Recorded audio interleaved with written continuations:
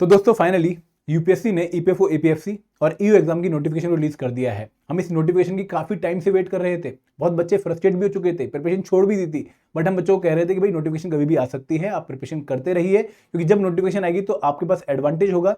और finally UPSC ने wait खत्म किया और नोटिफिकेशन रिलीज कर दी। बट दोस्तों अब बच्चों के मन में नया सवाल है कि सर इस एग्जाम के लिए वैकेंसीज बहुत कम आई हैं। एपीएफसी की सिर्फ 74 वैकेंसीज आई हैं, ईओ की 156 वैकेंसीज आई हैं, जो कि पिछली बार से 50% भी नहीं है। तो क्या हम इस एग्जाम की तैयारी करनी चाहिए? क्या हमारे सिलेक्शन के चांसेस कम तो नहीं हो गए?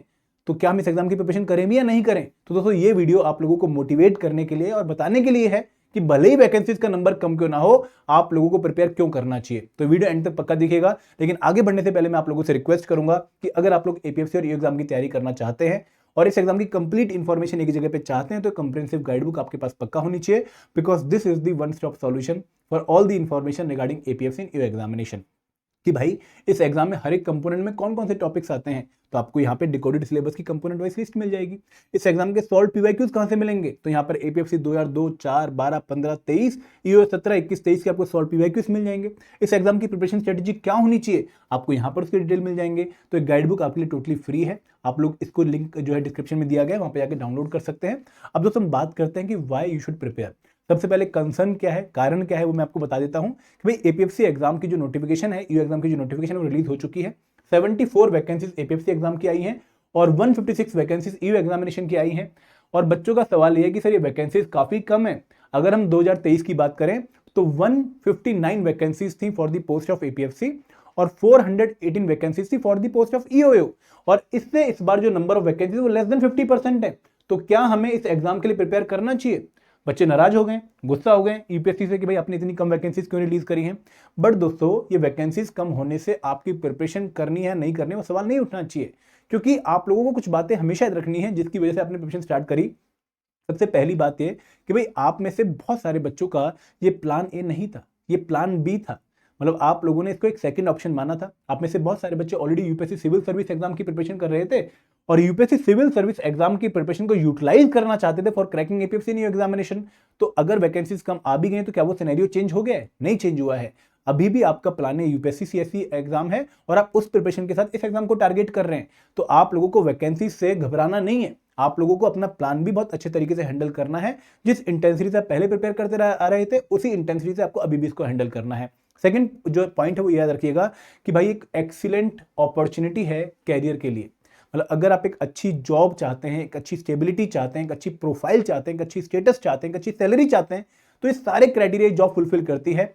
दोस्तों आप लोग अगर एपीएफसी बन जाते हैं, असिस्टेंट प्रोविडेंट फंड कमिश्नर बनते हैं, तो आप लोग लेवल 10 पोस्ट पे जो है भर्ती होंगे। आपकी इन हैंड सैलरी लगभग 1,10,000 होगी। आप किसी को प्राउडली बता सकते हैं भाई मैं असिस्टेंट पीएफ कमिश्नर हूं। इसके साथ साथ आप लोगों को अच्छी वर्क लाइफ बैलेंस देखने को मिलेगा, आपको अच्छी ग्रोथ अपॉर्चुनिटीज देखने को मिलेंगी। तो एक बहुत अच्छी प्रोफाइल है जो शायद आप लोगों को मिस नहीं करनी चाहिए। हाँ दोस्तों यहाँ पर एक बात जरूर है कि भाई वैकेंसीज भले ही कम हुई हैं, सिलेक्शन के चांसेस शायद और कम हो जाएंगे, बट ऐसा नहीं है कि आपको ये डर के कि भाई सिलेक्शन होगी नहीं, आपको अवॉइड कर देना। नहीं, आपको मेहनत करनी है, बहुत मेहनत करनी है, क्योंकि इस एग्जाम में अभी भी आप लोगों के पास काफी अच्छे जो हैं मौके हैं। और दोस्तों सबसे अच्छी ब्यूटी इस एग्जाम की है कि भाई यहाँ पे 2 स्टेज का एग्जाम प्रोसेस, आपको बहुत लंबा टाइम यहाँ पर डिवोट नहीं करना है, मल्टीपल स्टेजेस क्रॉस नहीं करनी है। आपको सिर्फ एक रिक्रूटमेंट टेस्ट देना है और रिक्रूटमेंट टेस्ट देने के बाद आप लोगों को सीधा इंटरव्यू राउंड में जाना है। तो यहाँ पे कोई मेंस नहीं है, तो इसलिए आपको इस एग्जाम को देना चाहिए, क्योंकि यहाँ पे ऑब्जेक्टिव पेपर में बेसिकली क्या फायदा होता है कि आपको कहीं ना कहीं अगर आपका दिन अच्छा है तो उस दिन पेपर क्वालिफाई करने का मौका मिल जाता है। बहुत ज्यादा मेहनत, बहुत एक्सट्रीम एफर्ट कई बार मेंस के लिए ज्यादा रिक्वायर्ड होते हैं, प्रीलिम्स के लिए उतने रिक्वायर्ड नहीं होते हैं, ऑब्जेक्टिव पेपर के लिए उतने रिक्वायर्ड नहीं होते हैं। तो यहाँ पे आप लोगों के सिलेक्शन के चांसेस हैं अगर आप फ्रेशर भी हैं और अगर आप जो है जॉब प्रोफेशनल भी हैं, तो यहाँ पे आप लोगों को प्रिपेयर करना चाहिए। और अगर मैं सीट वर्सेस कंपटीशन की बात करूँ, एक बहुत इंपॉर्टेंट पॉइंट है, आप लोगों को ध्यान से समझना है कि भाई आप कौन सा ऐसा एग्जाम मुझे बता दीजिए जहाँ पे आप लोगों को कंपटीशन कम देखने को मिलता है सीट के कंपैरिजन में। अगर मैं आरबीआई ग्रेड बी के एग्जाम की बात करूं तो वी आर एक्सपेक्टिंग कि भाई नंबर ऑफ वैकेंसीज इस बार जो है 25-30 के आसपास आएंगी। Number of applicants again 1.5 lakh 2 lakh ही होने वाले हैं, तो वहाँ पे भी तो कंपटीशन उतना ही है। अगर आप एसबीआई पीओ की बात करो 550 वैकेंसीज आई हैं, बट वहाँ पर भी तो number of applicant more than 10 lakh हैं। अगर मैं सीजीएल की बात करूँ, भले वैकेंसीज 6,000 या 7,000 या 14,000 आती हैं, लेकिन नंबर ऑफ एप्लीकेंट फिर 40 लाखों में है। तो यहाँ पे अगेन आप लोगों को सीट वर्सेस कंपटीशन किसी भी एग्जाम में कम देखने को नहीं मिलने वाला है। तो 74 वैकेंसीज जो एपीएफसी एग्जाम की आई हैं या फिर 156 वैकेंसीज जो ईओ एग्जाम की आई हैं, आपके लिए 230 वैकेंसीज हो गई हैं वो। और 230 वैकेंसीज कहीं ना कहीं बहुत अच्छा नंबर है अगर हम इस एग्जाम को टारगेट करने की सोच रहे हैं। क्योंकि अगर आप बाकी अच्छी पोस्ट देखें लेवल 10 की, जैसे आईएएस की अगर मैं बात करूं तो आईएएस में आपको सिर्फ 70 या 80 पोस्ट की मिलती हैं, टॉप रैंकर्स को ही मिलती है वो पर्टिकुलर पोस्ट। बाकी तो आपको यूपीएससी सीएससी एग्जाम क्वालिफाई करने का मौका मिलता है, लेकिन बाकी आपको जो पोस्ट मिलती है वो बहुत जो है बैक लेवल की होती है, मतलब आईएएस के बाद आईपीएस के बाद जो पोस्ट बचते हैं वो आपको मिलती हैं। अगर मैं आरबीआई ग्रेड बी की बात करूं तो नंबर ऑफ वैकेंसी सिर्फ 25 आने वाली है इस बार, हमने जो सुन रहे हैं, जो र्यूमर है, तो अगेन बहुत नंबर ऑफ वैकेंसीज बहुत कम है। तो यहाँ पे आप लोगों को ये सीट वर्सेस कंपटीशन कहीं भी कम देखने को नहीं मिलने वाला। आपको इस एग्जाम की प्रिपरेशन बहुत तसल्ली से करनी चाहिए, क्योंकि एक अच्छी प्रिपरेशन से आप एक बहुत अच्छे लेवल पे जा सकते हो। आपको group C, group D, class B level post के लिए भी बहुत तगड़ा कंपटीशन देखने को मिलता है। और यहाँ पे अगर क्लास ए के लिए आपको 74 वैकेंसीज मिल गई हैं तो दोस्तों इसको आपको मिस नहीं करना चाहिए। चॉइस आप लोगों की है, चॉइस आप लोगों की कि भाई आप लोगों को डाउट में आना है कि यार शुड आई प्रिपेयर और नॉट, या फिर आपको ये सोचना है कि भाई ये एक अपॉर्चुनिटी है, गोल्डन अपॉर्चुनिटी मेरी लाइफ चेंज करने की, और ये लाइफ मेरी चेंज होगी। मतलब एक सीट अगर मैं ग्रैब कर लेता हूं तो जो परेशानी में आज झेल रहा हूं, जिस एग्जाम की वजह से मैं परेशान हूं कि भाई सीएससी एग्जाम मेरा 3-4 अटेम्प्ट से क्वालिफाई नहीं हो रहा है, मैं इस दलदल में फंसा हुआ हूं, तो उससे आपको रिस्पेक्टेबल एग्जिट मिल जाएगा, आपको सिस्टम में एंट्री मिल जाएगी। तो अपॉर्चुनिटी आप लोगों को मिस नहीं करनी चाहिए। देखो, शोक मनाने का टाइम नहीं है, दुखी होने का टाइम नहीं है। नो डाउट आपको शायद कुछ लोग डाउट में डाल दें कि यार 74 वैकेंसीज के लिए क्या प्रिपेयर करेगा यार, इतना टफ कंपटीशन है, 10 लाख लोग अप्लाई करेंगे, 3,60,000 लोग पेपर देने जाएंगे, ठीक है, सिर्फ 210 लोगों को इंटरव्यू कॉल आएगी और तू यहाँ पे सिलेक्शन के चांसेस होल्ड करेगा? नहीं यार, बहुत मुश्किल है, छोड़ दे। बट आपने डाउट में नहीं आना है, क्योंकि लोग कहीं ना कहीं अपना कंपटीशन मल्टीपल तरीकों से, साम दाम दंड भेद से जो है कम करते हैं। आपको उन जालसाजों के जो है चक्कर में नहीं फंसना है, आप लोगों को अवेयर रहना है और दोस्तों बहुत मेहनत करनी है। सिंपल सी बात है कि अगर आप डाउट में आ जाएंगे ना तो आप शायद फिर अपनी प्रिपरेशन को डाइल्यूट करते जाएंगे, टेंशन बढ़ाते जाएंगे, एंजाइटी जो है क्रिएट करते जाएंगे। आपको उस चीज़ों को अवॉइड करके कहीं ना कहीं ये सोचना है कि यार ये एक ऐसा मौका है जहां पर मैं अपनी सारी दिक्कतों को सॉल्व कर सकता हूं, मैं एक अच्छी जॉब पाके अपनी लाइफ में सेटल हो सकता हूं, और ये अपॉर्चुनिटी मुझे ग्रैब करनी ही करनी है।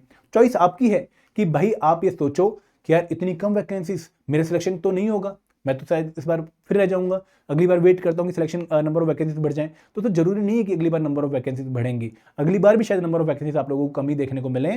तो आप लोगों को इस बार इस मौके को भुनाना है। अगर मान लो अगली बार 50 वैकेंसीज रह गई, फिर क्या करोगे?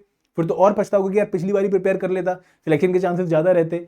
तो यहाँ पे इस टेंशन को नहीं लेना है, अपने बस ये सोचना है कि कैसे मैं अपने एफर्ट्स को और इंक्रीज कर दूं ताकि मैं इन कम नंबर ऑफ वैकेंसीज के बावजूद अपनी एक सीट पक्की कर पाऊं। अब आपने ये सोचना है कि भाई मैं कैसे डिस्ट्रैक्शंस को अवॉइड करूं, कैसे मैं एक्सक्यूजेस अवॉइड करूं, कैसे मैं नंबर ऑफ आवर्स और बढ़ा सकता हूं अपनी प्रिपरेशन के, कैसे मैं जॉब के साथ प्रिपरेशन को और अच्छे से मैनेज कर सकता हूं। ये तरीके आप लोगों ने सोचने हैं, ठीक है। यहाँ पे ये नहीं सोचना कि भाई सिलेक्शन होगी या नहीं होगी, यहाँ पर ये सोचना है कि भाई अगर मैं अब 8 घंटे पढ़ रहा था तो कैसे इसको 11 घंटे कर दूं, 12 घंटे कर दूं, क्योंकि कंपटीशन बढ़ेगा, एग्जाम में आपको और मेहनत करनी पड़ेगी, एग्जाम का लेवल भी डिफिकल्ट होता जा रहा है। तो एफर्ट बढ़ाने के बारे में, मेहनत और करने के बारे में आप लोगों को सोचना चाहिए कि मेरा सिलेक्शन भाई पक्का हो, मेरी सीट तो पक्की रिजर्व हो, ये कैसे मुझे इंश्योर करना है। इन पर्टिकुलर तरीकों पे आप लोगों को सोचना चाहिए। यहाँ पे कैसे मैं अच्छे सोर्सेज फॉलो करूं, कैसे मैं बार बार रिवीजन को इंश्योर कर सकता हूं, कैसे मैं मॉक टेस्ट को प्रैक्टिस करूं, कितने मॉक टेस्ट प्रैक्टिस करूं, मॉक टेस्ट की एनालिसिस कैसे करूं, कौन कौन से इंस्टीट्यूट के मॉक टेस्ट जो है ज्वाइन कर सकता हूं, क्या मल्टीपल इंस्टीट्यूट के मॉक टेस्ट ज्वाइन करने चाहिए। ये सारे तरीके सोचने चाहिए। जो टॉपर हैं, जो ऑलरेडी सिलेक्टेड हो चुके हैं, उनके इंटरव्यू देखने चाहिए कि भाई उन्होंने क्या तरीके फॉलो किए, ताकि आप लोग अच्छे एफर्ट्स के थ्रू अपने एग्जाम में सिलेक्शन इंश्योर कर पाओ। तो यहाँ पे it should be you, only you. आपको 74 में से सिर्फ एक सीट पकड़नी है। मैं अगेन ये कहना बहुत आसान है कि भाई 74 में से एक सीट मेरी, क्योंकि डायलॉग बन चुका है, बट मैं बता रहा हूं कि भाई अगर आप मेहनत करेंगे, क्योंकि कोई तो 74 लोग सिलेक्ट होंगे ही ना यार, कोई तो सिलेक्ट होंगे 74।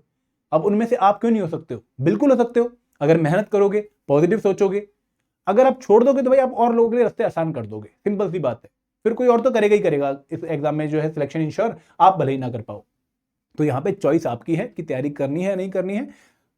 मैं यही कहूँगा कि भाई एक ऐसा मौका जो कि बहुत सालों में एक बार मिलता है, आप लोगों को इस मौके को भुनाना चाहिए। बहुत ज़्यादा आप लोगों से डिमांड ये नहीं करता है। अगर आप ऑलरेडी किसी एग्जाम की प्रिपरेशन करें, उस एग्जाम के साथ आप इस प्रिपरेशन को मैनेज कर सकते हैं और काफ़ी अच्छे से एग्जाम को हैंडल कर सकते हैं। तो इसलिए आपको इस एग्जाम की प्रिपरेशन पक्का करनी चाहिए, भले ही नंबर वैकेंसीज कम है।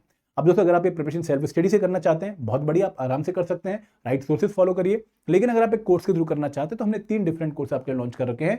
सबसे पहला है master course, comprehensive course covering all the component of UPSC examination. यहाँ पर आपको recorded videos, chapter wise notes, chapter wise quiz, full length मॉक्स और आपको जो है वीकली मेंटर टॉक सेशन देखने को मिलेगा। तो एक वर्किंग प्रोफेशनल और फ्रेशर के लिए बहुत अच्छा कोर्स है।